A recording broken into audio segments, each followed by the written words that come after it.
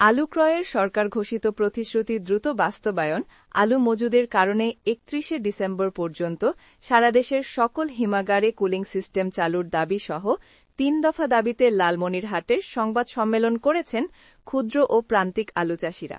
বুধবার Lalmonirhat television journalist association হলরুমে এই সংবাদ সম্মেলন অনুষ্ঠিত হয়।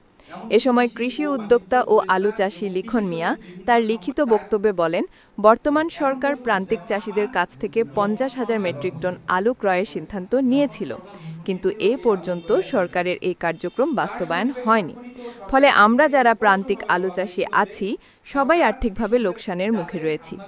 কৃষক বাঁচাতে ও উদ্যোক্তা সৃষ্টিতে প্রধান উপদেষ্টা সহ সংশ্লিষ্ট মন্ত্রণালয়কে ক্ষুদ্র কৃষকদের লোকসানের হাত থেকে রক্ষার্থে অবিলম্বে সরকারের সিদ্ধান্ত অনুযায়ী প্রান্তিক কৃষকদের কাছ থেকে আলু ক্রয়ের দাবি জানাচ্ছি।